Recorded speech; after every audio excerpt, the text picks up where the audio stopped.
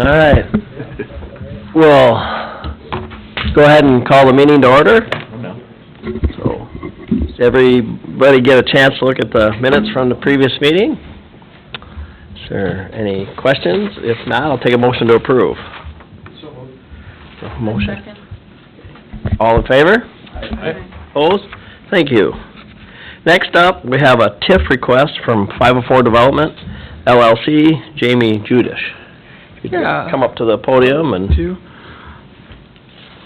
Good afternoon, how are we today? Good, how are you doing? Good.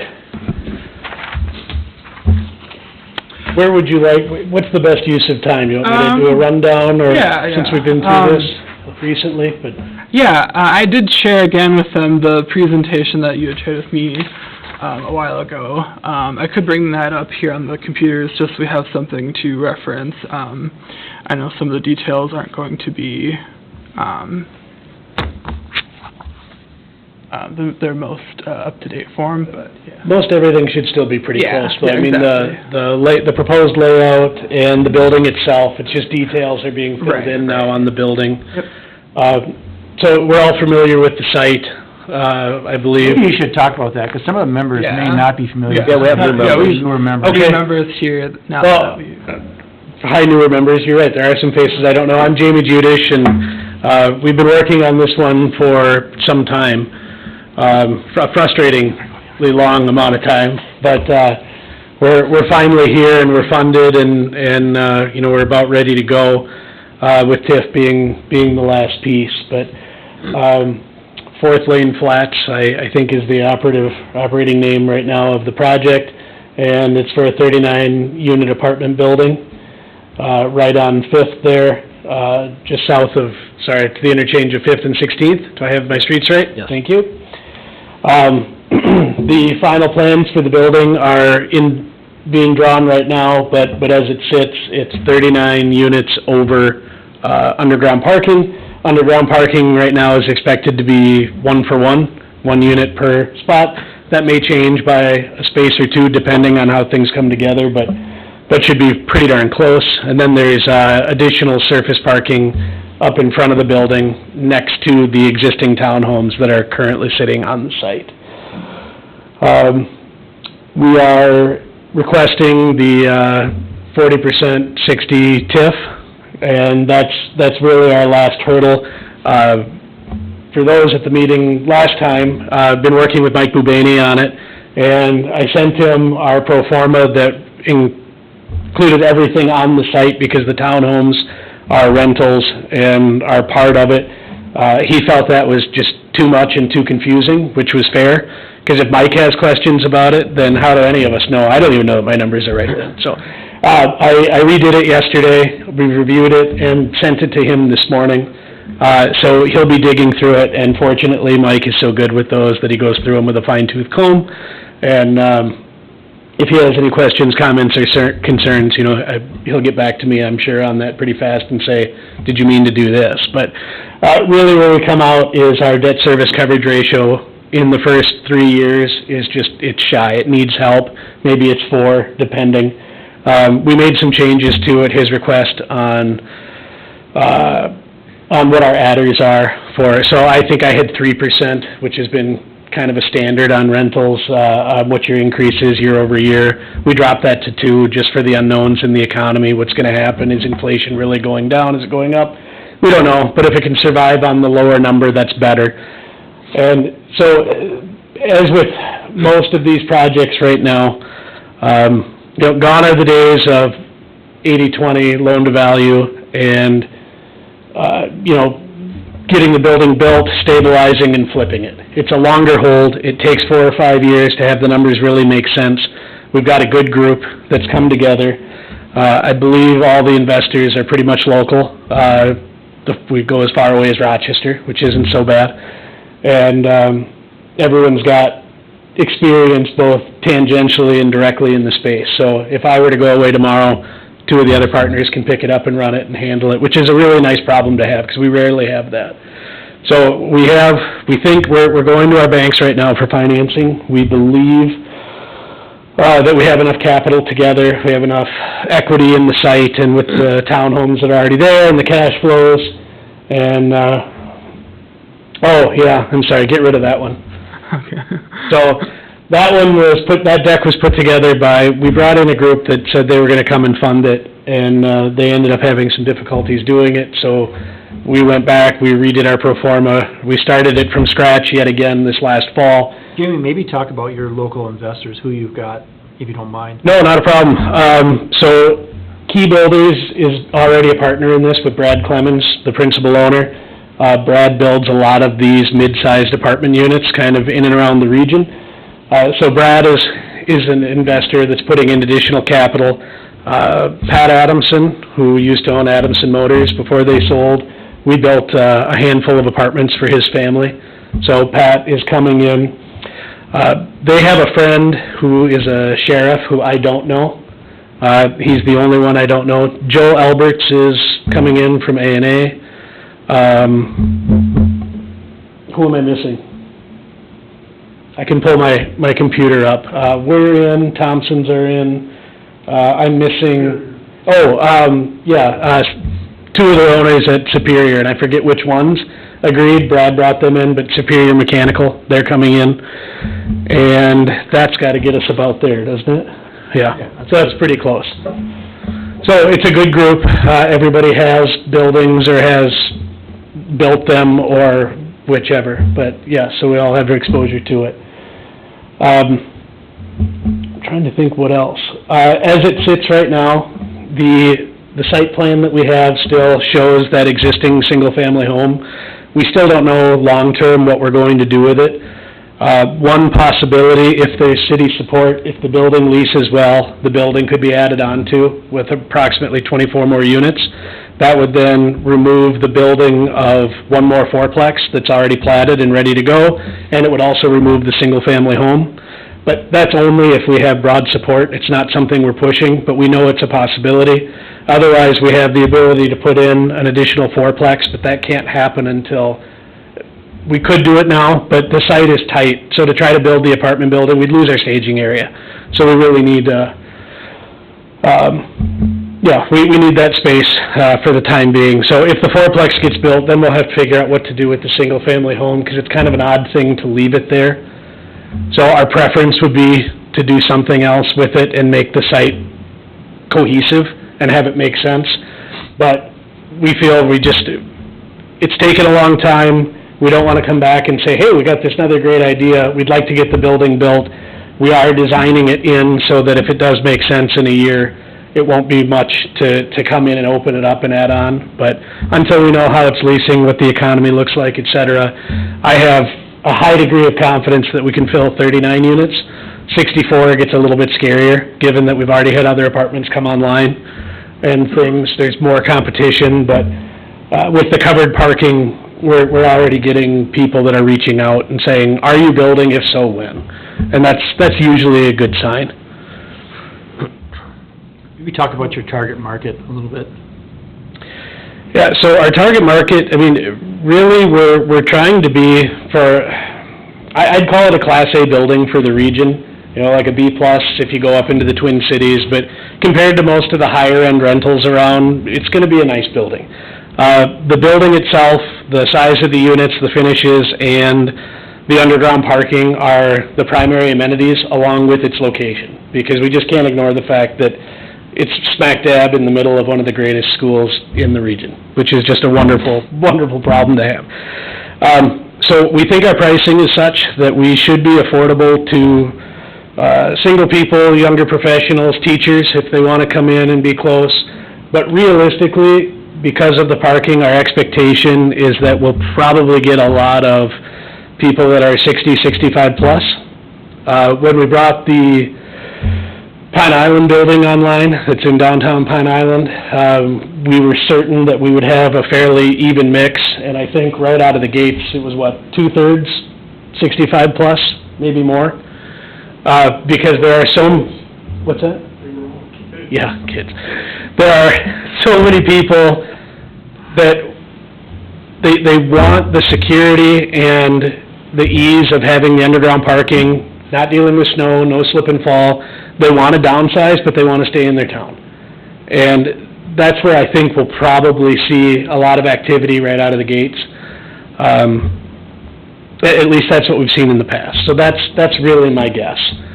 And I think it's going to be very attractive to grandparents and others that help take care of the kids, because there are so many families that do that these days. To be located right there, to either walk or have the kids walk back and forth, that's really what I think we're going to be catering to, whether that's our true intent or not. But we intend to be marketable to a wide variety of people in different ages, situations, demographics, etc. I can speak English, I promise. Maybe just talk about your request, and then we can open up for questions. Does that sound good, Dan? Yeah. So you're asking for pay-as-you-go TIF. Yes. How many years of TIF are you asking for? We would ask for 12. Because, we'll get you the updated pro forma here after Mike blesses it.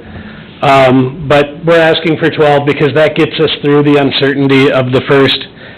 It's hard to say how it's gonna go. If it goes really, really well, it could be standing comfortably after 4 years, 5 years, but it could take 7 or 8. And it takes us 2 years to ramp up anyway, and normally TIF starts right away. So, 12 years is 10, and we feel that that's enough cushion that under almost any set of circumstances, we should be in really good shape.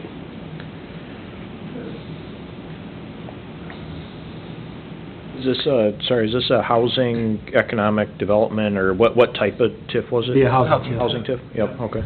Yep. So that comes with, as he mentioned right at the beginning, the income guidance for a certain number of units. Maybe you could talk about that a little bit. Yeah, it's 40% of our units need to be reserved for 60% AMI or below. And that's something we'll need to determine with the city on how we're going to handle that reporting and what exactly that looks like. In our experience, that hasn't been a difficult, there's always a need for it, and it's been pretty straightforward, but we should have, a good conversation about the what-ifs that can happen. What if we're flooded with people that have made a lot more money, and that's our only base what-if, and we'll have to figure that out. But at that point, too, if there's a need, we'd be open to dissolving the TIF early, but working with you to figure it all out. Because we know there's cost and there's time and there's a lot that goes into these things. So as long as we're having open conversations about what's going on, we'll keep you guys in the loop on our lease up and what it looks like. Then at least there aren't any major surprises and we can make decisions as we go. Because there's a yearly report due on that. Yeah, that's right, yeah. So we would, Similar to what the same company will be doing in their Yeah. units.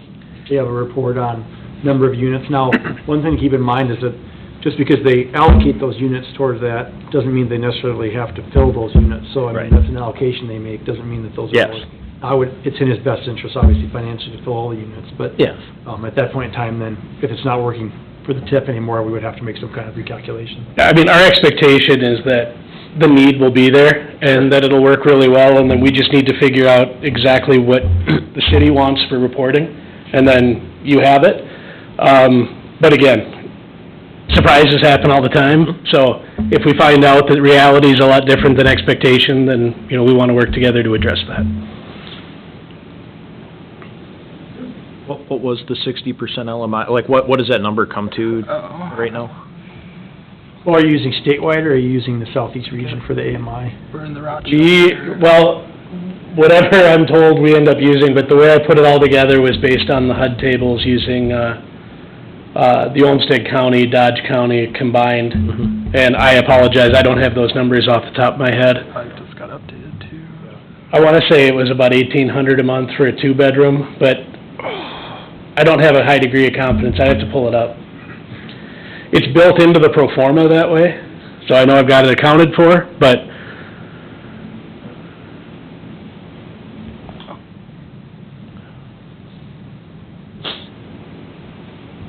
Any other? I can provide any of that too if you'd like, and that's You fine. can just send it to Ian, that's fine. Yeah. He can Yeah. share it to us. 'Cause I know, that was about all the questions you guys already asked them when I was writing them down. And if it's helpful, we can put notes in on the pro forma, so that we know where we're tracking everything, but I think everything is shown right in that price range right now. Yeah, 'cause the more that's out there, the easier it is to for you and us to track. Yeah, I mean, the hope honestly would be that the 2 bedrooms rent at $2,100 a month, but we don't know if that's a reality right now or not. So we need to make sure that they cash flow at the, $1,800 or $1,750 or wherever that target price is.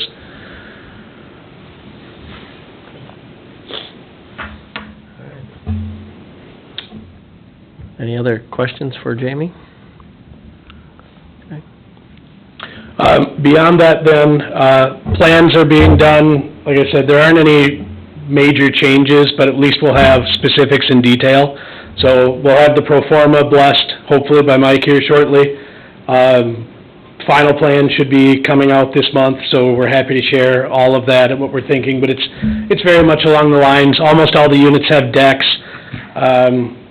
We may have removed the patios from the main floor. I don't actually know where we came out on that. We've been getting a lot of feedback that that's a security concern, especially from single females. And so I think that's what we did. I think we left some bigger windows, but we pulled the doors out because people didn't want the access points on grade. Or maybe we kept some of them. I don't remember quite where the design came out, but all of that feedback is important. And if a building's supposed to be a secure building, you want to feel secure when you're at home. But we'll have all of that to share and keep coming out here in the coming weeks. So we'll kind of wait to see some of those, and then we can discuss it some more, but, once we see the numbers too, it'll be easy. But from what you're saying, it sounds like it fits in the guidelines, but we want to make sure we see it. We think so. Yeah. I mean, it's in your best interest, yeah. Yes, very much so. So, but no. So we'll wait for you to send some stuff to Ian, and he can send it out, and then... Yeah, and you'll probably get a lot of that directly from Mike, because he doesn't like me in between, which he's not supposed to. And then we can bring it back up at the next meeting? Do you have any other questions today? Anybody has any questions while he's here?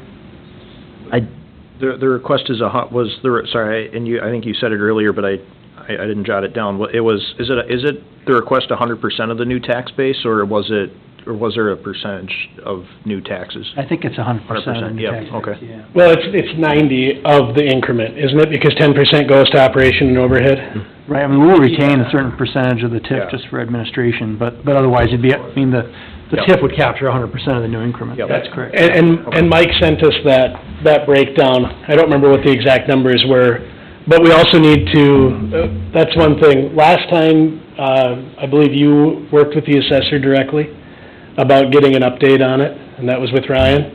Did you want me to go to him? But Mike wanted us to go. I think actually a developer worked with the assessor the last time we did a project. I checked, it was you. Oh, with the project maybe, but last time we did this, you did it? And I'm happy to go straight to Ryan, I just didn't want to go around you. Yeah, I think if you go to Ryan, that's probably the easiest way to go. Okay, Yeah. and just to How we get an did with update? Stan Company, and previously, they may not have had the previous developer may not have the expertise that you probably have to be able to talk to somebody like that, so. Okay, no, that's, as long as you're happy with that. Yeah, that's fine with me. We'll go to him just for an update. I mean, there really aren't any substantial changes other than time. But we also don't think that any changes really are gonna occur from that, because it all sort of tracks together, so. And we're also happy to share all the financials on the site, because that's how it's gone out for financing into the bank, so. However deep you wanna get into this, it's all open. And if you want the simplified version, it's still a mess, but it's good, so. Well, I guess when you're ready, you just send the data over, and we can share it with the board here, and then, if they have any questions, they'll email us, or we can converse, and then hopefully we'll have a recommendation at our next EDA meeting, and that should leave us on that same timeline that we have proposed, so that we'll have And all of that a works. hearing in March, so. And if we have any little delays in here, that's fine. Our goal is to have our conventional and everything in place by May 1. Okay. And then we'll see what the weather's like. Cold with no snow is not super conducive to digging holes. But, we'll see. February, March can be nice to us maybe. But, if we had a late spring start, any of that would time out really well. Okay. And we do anticipate this building to be about 11 months, start to finish. Okay. So you'd look at like pre-leasing in the fall, late fall, or? Yeah, if we get started on time, we'll want to make everyone aware. So using the Pine Island project, I guess, as a guide, there was a significant lag because we had a lot of people that were actually divesting their existing single-family homes. And so we had a lot of interest, but it was really slow, and then all of a sudden, like in July, it filled up. Sure. And that's because it took that long for people to go and sell and go through the cycle, and we were kind of figuring it out as we went. And so we want to make sure that by fall, everybody knows it's coming, what it is. We can gauge interest. We'll be in town to have meetings, you know, whatever people want or need that way. Sure. And then, then hopefully we'll have a handful of them pre-leased for spring, and we'll have a good bead on others that are coming in when they're ready. Awesome. And we have given it, I think, 11 months to lease up. I really hope it's more like 5 or 6, but we are, there's just so many uncertainties still. Property leased very quickly. I mean, that was like a 2-week lease, so, you know. We'd expect it right now to go pretty fast, but there have been so many uncertainties and surprises the last few years that we're just trying to make sure that we're covering our bases. Oh, yeah, absolutely. And, I mean, I guess one thing would be, you know, making sure that we push this out to the school too, because I'm sure that, you know, one thing they might be looking at is, you know, teachers that are new to the district, before they buy a home, they may be looking at a unit that's so, I mean, that's how convenient could you be, really? Right. I mean, that'd be a good thing. We'll have a new superintendent, so maybe they need a place to live for a while too, so who knows? And this apartment, you know, I forgot, it has like a little community room too, right, for your tenants, like a small We don't have one in at this time. Okay. Because we've been finding buildings of this size. We do a couple of things. We try to have some common areas. Usually it's around the elevator lobbies. Okay. If people want room. But the other thing, our ADA rooms, which are often the biggest and really nicely appointed, are often the very last ones to lease up and the first ones to turn over. And so what we've done in the past is when we have one of those available, we'll leave that open as a community room, as long as people are, you know, treating it well and being kind to it, but it's always worked pretty well. Okay. Well, that's nice, because if somebody has guests or, you know, having Thanksgiving or something, it'd be nice to have a little extra space, or, you know what I mean? And people have set it up for cards, and they kind of work it around, and then it gets leased up, and then we hear about it, but it's hard, I totally get it, because, I mean, your goal is to rent as much space as you can, so. Yeah, we have not had a lot of demand for a dedicated community room, but we've found that if we have areas for tables and just for places outside, that's worked really well.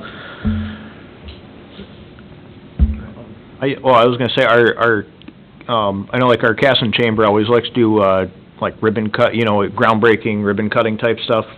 So anyways, if you're interested in that, I'd be interested in talking with that when you're prepared for that kind of scheduling.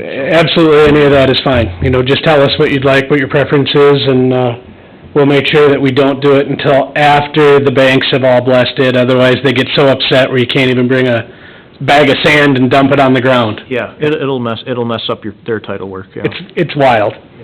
And how we got there, it never should have happened. Anyway, yes, absolutely. So no, we'd love to work with you on that, and we'll coordinate that if you want to do it. Perfect. Well, thank you for all the input and your time. Not a problem. And if anyone has any questions, feel free, reach out, let us know. Happy to be back in between, or at least send emails, whatever's helpful. Sounds good. Thank you. Okay? Thank you. All right, well, look for more info on that coming between now and the next meeting. Next, we got our financial report. It's in your packet. I don't know if anybody's got questions for Ian, or... Thank you, everybody. Thank you. Stay warm. Right. Good luck.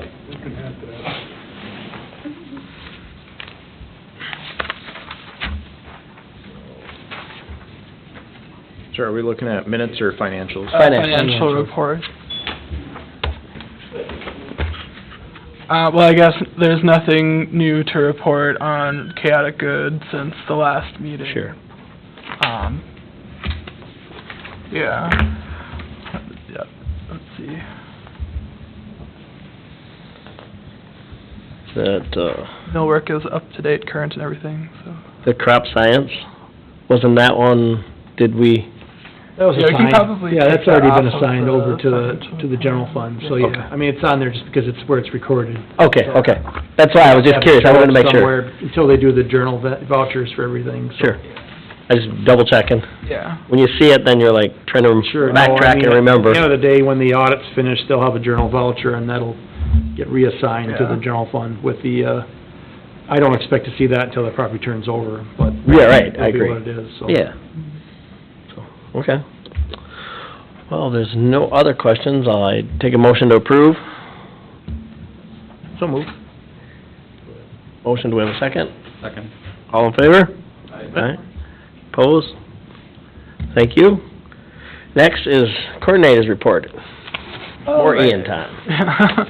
So, just a really brief, report from January, as I was gone for the first couple weeks of January. So a lot of this stuff you already know about, or it's going to be talked about, later on in this meeting. So, yeah.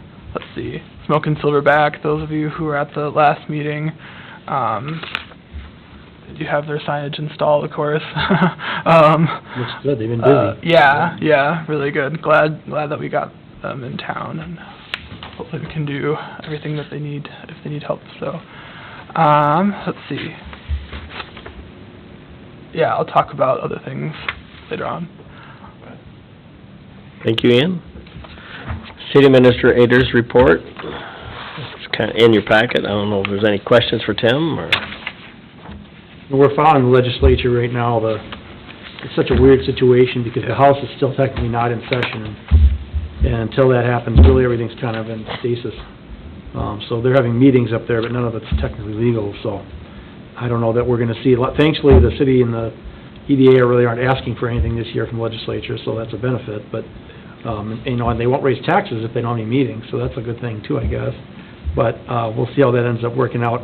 I have a feeling that we're probably gonna be looking at a special session in July to get the budget finished with the state, so, anyway.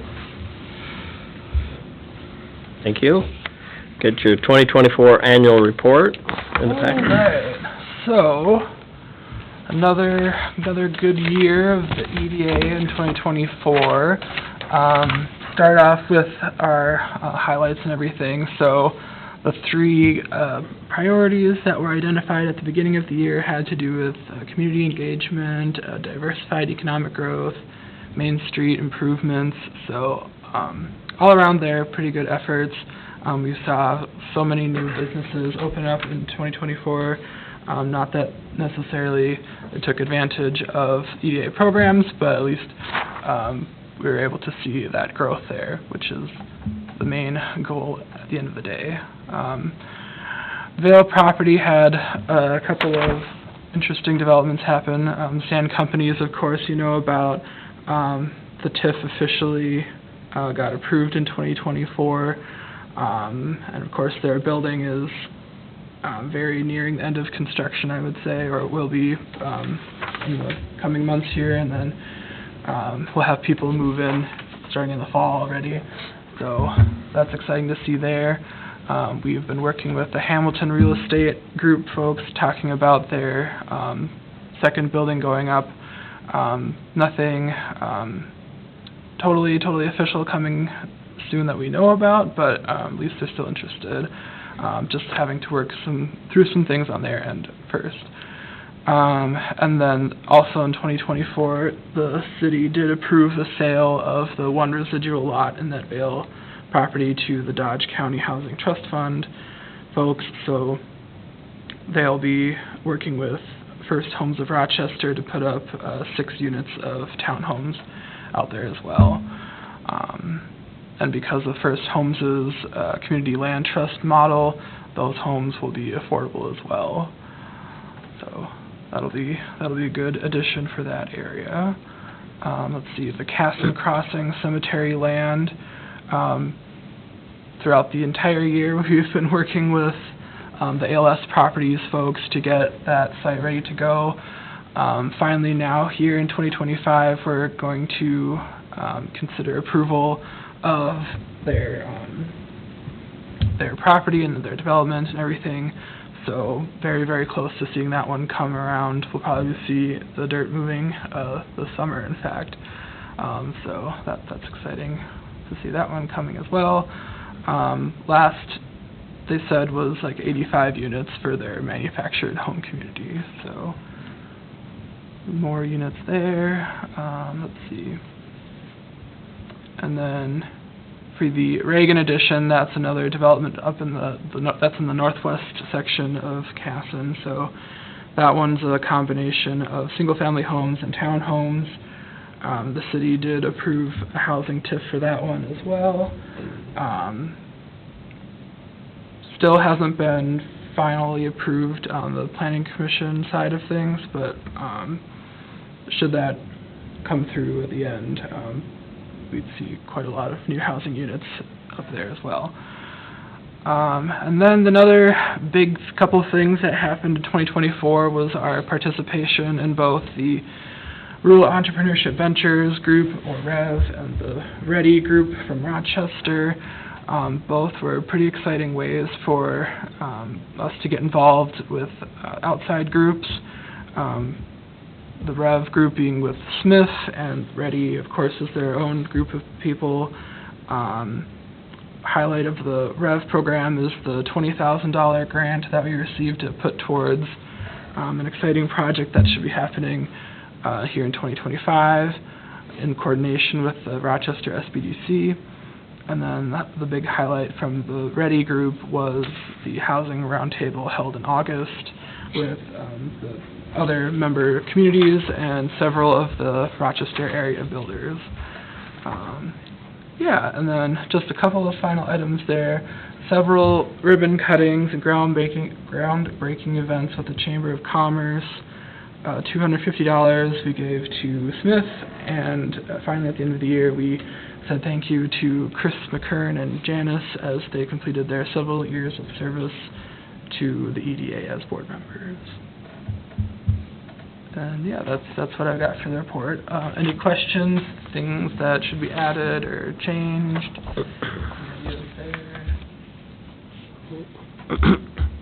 Thank you, Ian.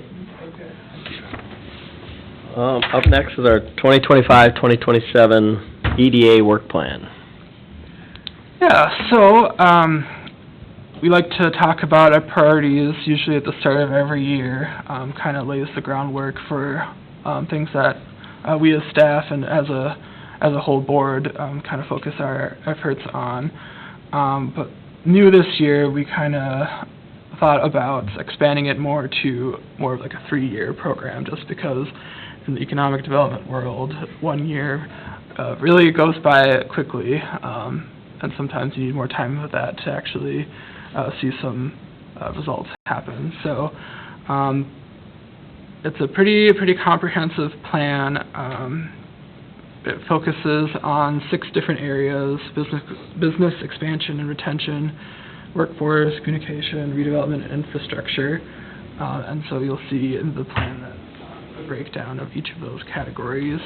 The target dates on the side, I mean, those can always, probably should be changed. Yeah, a lot of the dates will switch. It just depends on when we actually start implementation on the plan. So. Yep, exactly. So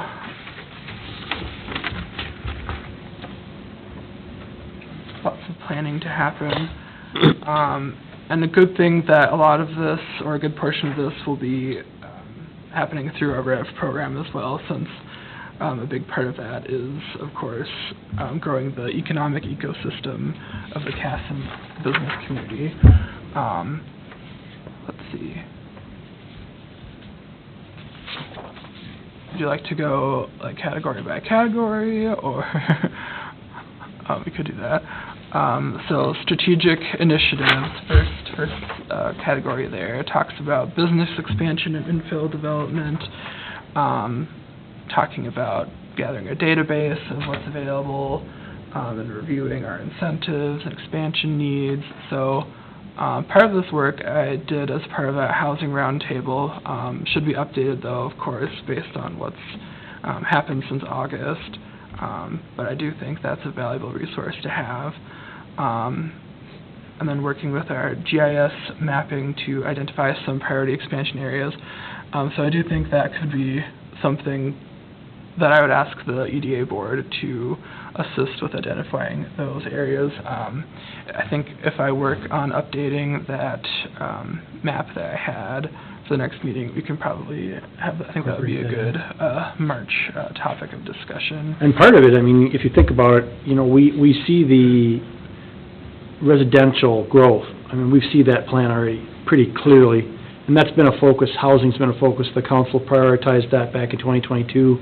So, I mean, that's where a lot of our time and energy's been spent on.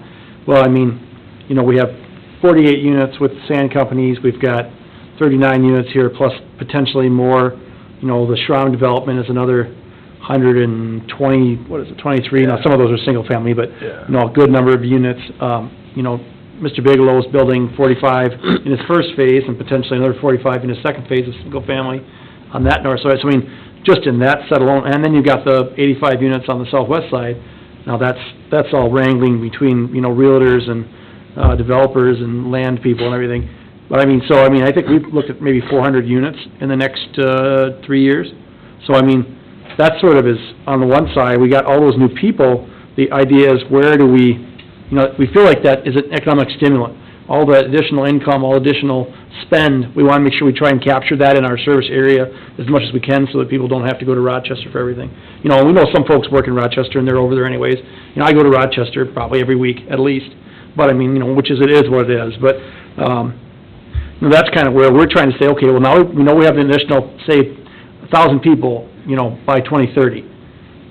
How do we maintain those, you know, capturing those incomes, capturing that, you know, and how do we try to get that so it translates for development growth, and where do we want it to go, you know, in Casson? So I think, you know, that's something that I know Ian will be bringing to the Planning Commission too, you know, this spring, to try and incorporate some of that.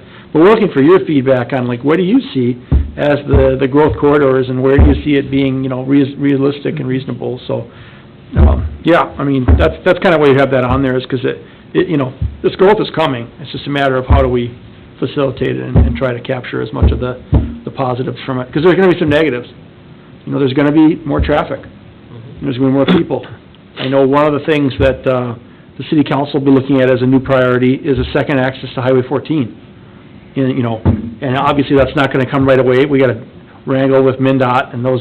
You look at Byron, they've been wrangling with MnDOT for different. You know, they finally got J-turns on 14, but so a second access to 14 is something we'll probably need in 5 years. Because, you know, you're going to see everybody filtering out pretty much on 57, and that's not going to be realistic a lot, especially for the folks on the northwest side of town. You know, I live in the northeast. If I need to go out on 16 and then up, you know, 15 up to the highway, I can do that. It's not a big deal. For a lot of the folks in the northwest, they all funnel down. Now, with the roundabouts the way they are, a lot of people come down 34, which is great, because instead of going right downtown and plugging that up, they kind of come through. But when you get 16th through over to the dump road, I mean, that's gonna help funnel some of that, which is just gonna fill up your east side. that'll help some. But, I mean, the other thing is, you know, we talked about it last meeting, you know, what if the Golden Kernel property does sell? You know, if, say, Lennar comes in and they say, hey, we want to buy it, we'll put up, I don't know, 300 single-family homes, or whatever they decide to do. You're even going to have more. Yes, You know, well, I obviously agree. they can get on 34, but, you know, so, I mean, I think for us, that's a priority, that's a good priority. It's not going to happen right away, but. But you gotta start planning and looking and, Right. like, Absolutely. and I think once we get these more homes and these more people, maybe that's gonna be the trigger that brings business in town, because they might see that they can get enough people to work in their business. Well, and You know? one thing that has been brought up to me by one of the council members too is, you know, in a lot of towns, you know, you drive through a town and what you start to see is those houses that are kind of on the fringe of the downtown start to become like businesses, where, you know, like the tax accountant buys the house and maybe they have an apartment up above or whatever, but then the main area is a lawyer's office or you know, and so seeing, you know, in our town, that's the problem, we're kind of restricted. You got the railroad tracks right downtown, kind of cuts off the downtown, you know, having the railroad back in the 1880s was a great thing, but now it's kind of like, well, it makes everything tight, and then in order for anybody to grow, look at Casey's, like, you gotta tear houses down, you gotta buy them and tear them down, so it's not really, but so seeing that transition maybe to some of that fringe business becoming kind of where those go is, it's gonna be interesting to see that transition, I think. It's gonna be, things that we'll have to work with. Well, and businesses like that, though, are gonna be ones that people are gonna want. Mhm. You know, you add more people, they're gonna need those services businesses. And we're cognizant, you know, you could see on the left-hand side there, you know, we're targeting 2 new industrial businesses in the next 3 or 4 years. You know, I would love to see those, but, you know, getting an EGAN every year isn't gonna happen in Casson, because it's just too expensive. And we don't really have the, I mean, it's, you know, first off, I don't know that we want a big factory or whatever, but I don't know if we can really support that, because we don't have the workers. We need businesses that are, you know, the contractor businesses, things like that are focused, that are gonna be beneficial. But so, yeah, I mean, I think overall, you know, you can kind of see there, I don't know if we want to go through this bit by bit unless they really want to, but I mean, you can kind of see on the left-hand side the desired outcomes. Because at the end of the day, the stuff on the right side is kind of synopsized there, is what we're looking for. You know, one of those things that, like, under business retention, and I will say, I put this together, so don't blame Ian if there's grammatical stuff. I know the dates are gonna have to get changed. But I wanted to give the EDA and Ian some framework too, because sometimes EDA is hard for us, because, you know, we live in a town where, you know, we try a lot of different things. Even just, you know, last month, we talked about surveying. I can do public hearings, I can do surveys till I'm blue in the face, doesn't mean I'm gonna get a lot of response from the public. And people have been trying that for years and years and years, and it hasn't gotten better. You know, unless it's an issue where everybody really gets gung-ho about it, and then you're gonna get more input than you really need.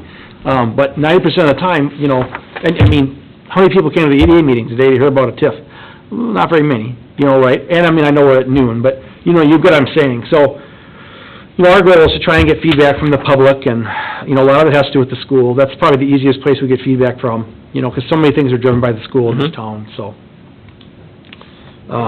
Workforce, you know, one of the priorities has been to find more affordability. And that's not just in Casson, that's everywhere. You know, because people, obviously, they can't work here, they can't live here if they can't afford a place. And we can only do so much. You know, I know that the tax increment financing is something that I'm not always as comfortable about, but if it does mean that the houses are even slightly more affordable for a period of time, I think that's been kind of the priority for the councils, to try and get it so people can live here, so people can still live here, so that some of our seniors can stay here, you know, instead of being forced out if they're on fixed income. So, let's see here, communication. You know, we want to have a strong relationship with the you know, businesses in town. We want them to know why we do the things we do, especially when it comes to infrastructure projects. You know, like a lot of folks on 57, you know, they knew the road had to be they had to get done. They didn't like the roundabouts. I think people have kind of hopefully gotten over that. It seems like on Facebook they've gotten over it a little bit now. I haven't seen a posting on the roundabouts for a while. It's just the blind spots there on the Main Street one. Right. From both directions. I mean, there's always not gonna be perfect, but. Yeah. But I mean, you know, people get used to it again. Redevelopment, like I mentioned before, like we see that as a potential growth corridor for, the city, with taking some of those residential properties and seeing redevelopment there. Possibly there's certain sites, a good example is the old concrete plant. You know, that's a redevelopment site. With some of the work the city's doing on water retention, you know, we're gonna be building a stormwater pond, large stormwater pond southwest of town. That may mean that is more viable for a larger amount of development. You know, currently that area backs up when it gets really wet. Yeah. You only get about an acre out of that site that's usable. You know, we might be able to double that space. And, you know, if they can squeeze a 39-unit apartment building on 1.5 acres. on .4 up on the north side, then I feel like, you know, there's some viability for some kind of business there too. So we definitely have some properties that are gonna change in usage, and that wouldn't be too difficult to do. And then under infrastructure, I know the city council and myself, we take it very seriously with working with municipal utilities, is that we're doing those water and sewer upgrades. This year we have about $15 million worth of work that the city is gonna be funding, and it's a huge amount of, you know, rebuilding the southwest, finishing 16th Street, doing a new water tower on the south side, doing Main Street improvements, and then rebuilding the water line and resurfacing on 8th Northwest. So, I mean, you know, we feel like we have a good location on 14 and 57. We want to try and make sure that our infrastructure is up to date. And we have a lot of good partners. I mean, these strategic partnerships, you know, we're really going to push hard with Ready this year. We want to see some value. We want to see some tangible benefit. Last year was our first year. We didn't maybe see as much as I would have hoped, but, you know, they can't force development either. Hopefully the business environment will be improving here. I'm hoping interest rates come down a little bit this year. I expect to see a little bit of a improvement there. If we don't see a lot of benefit from them, then, we're gonna have recommendations to make to the board. I mean, that's, we can't expect perfection, but we expect to see a little bit, each year, and so that's kind of our goal with that. But they can be a good partner. There's been some talk about creating a Convention and Visitors Bureau, and utilizing funds that would be, created through that to help fund some of the, outreach with the community too. Downtown redevelopment, downtown development, focusing on that too. I know that the downtown's gonna be an area of priority for the council this year, with some traffic norming and some safety improvements there. And then working with DEED, getting a BDPI grant is not that difficult, and if we have a good project, so that's another thing we'd be looking at doing. So I don't know, a lot of information to absorb, don't expect a lot of feedback today, but try and take a look at it, see if there's anything, some of it, we have to work with our partners on. Like, for example, I think we have one in here where, we're talking about the fiber and the internet, like Camtel, that's gonna be it is a great partner, and we wanna continue to make that relationship strong, because we know that for people who work from home, for people who wanna live in our town, that's just a need nowadays. It's not a want, it's making sure that their products and viable, they're dropping the internet, or they're dropping the cable, so, everybody's gotta find a different way to deal with that. I don't have cable, Sorry to say. Kids, so. Fun.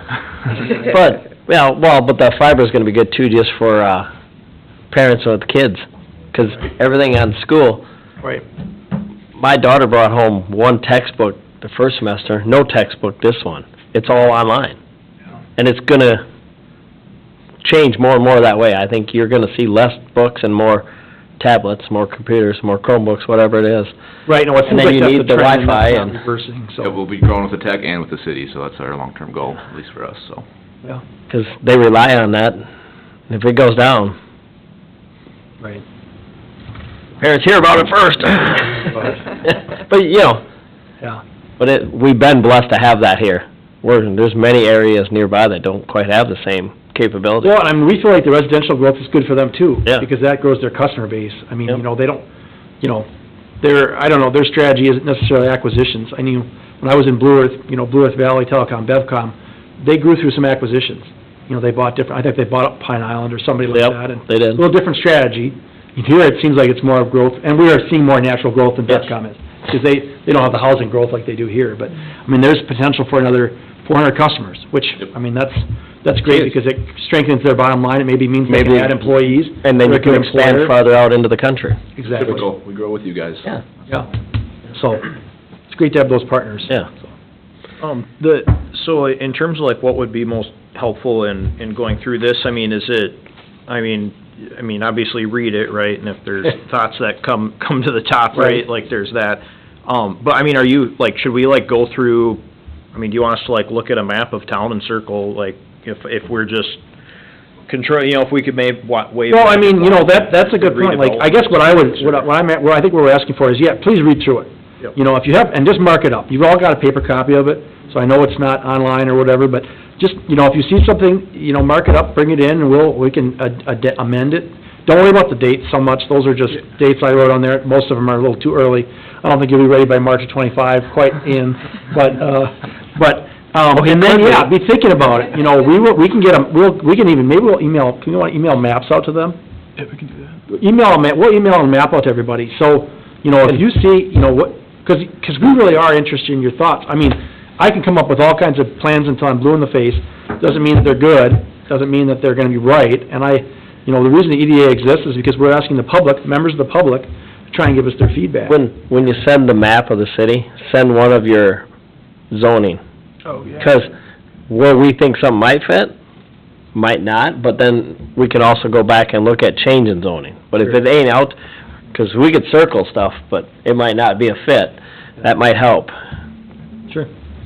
I guess, I mean, like, so one thought I had, it kind of, I'd say, splits between a few things on here. So this morning I went to the Rochester Chamber had their economic summit thing or whatever, so I went with our Rochester office to that. They had one of their panelists, this morning was, one of the Chip Shots owners.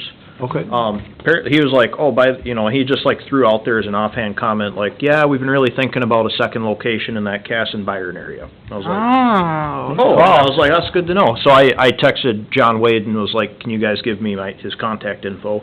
So they did that while we were here. So I was gonna reach out to him, but like, if we say, oh, hey, I get a hold of Ryan, I think is his name, and talk to him and say, hey, clearly Caston is so much better, it should be here.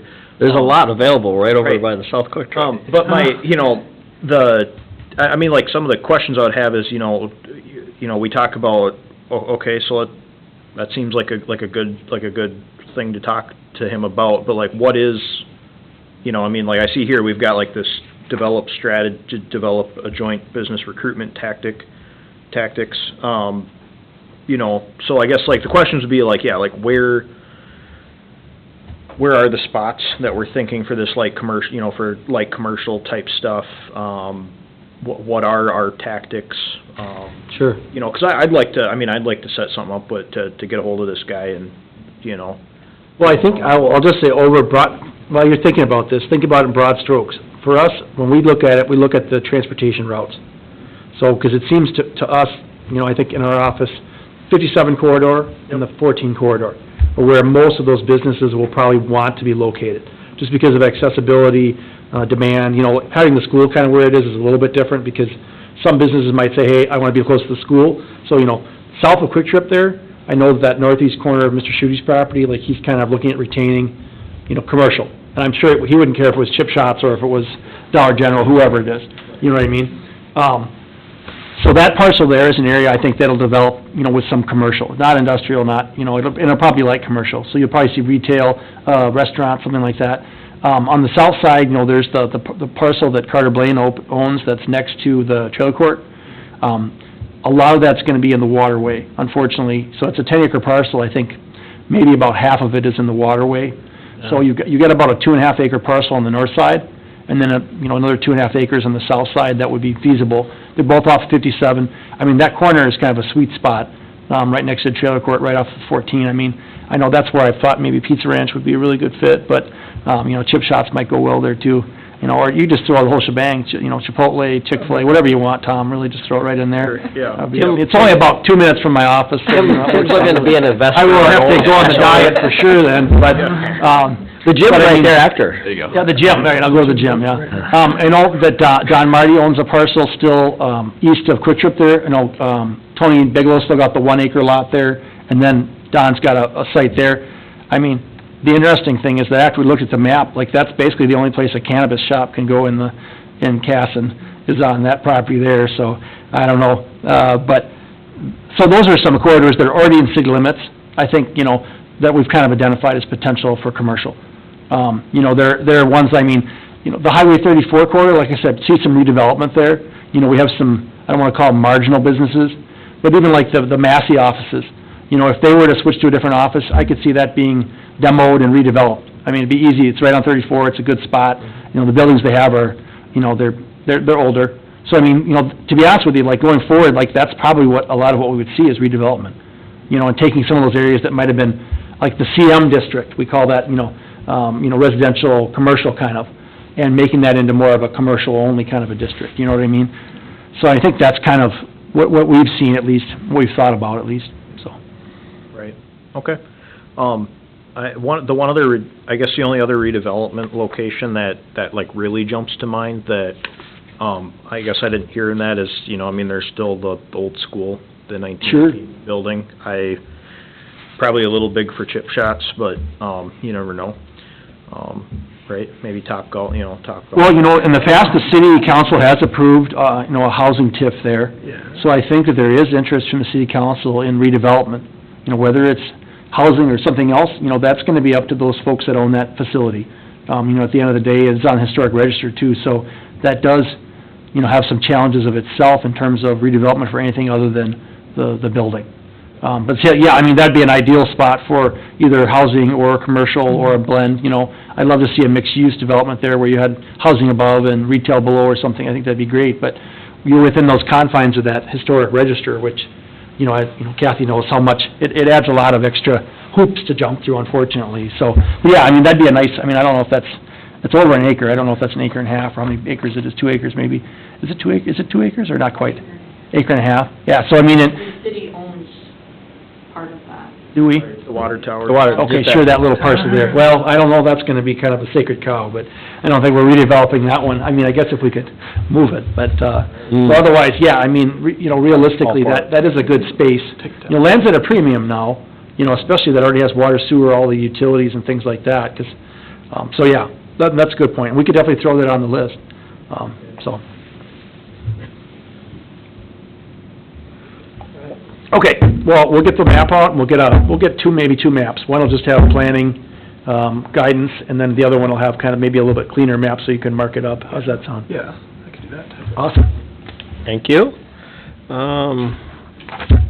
Got other business, but otherwise, we got our March, which we'll have the Judish, hopefully have some more info. We'll have maybe some more feedback from the board on these items. Okay. Other than that, if you got any other ideas, feel free to let Ian know. Uh-huh. Other than that, if we have nothing, I would take a motion to adjourn. All in favor? Aye. Opposed? Okay, see you guys again next meeting, March 4th. Thanks very much, everybody.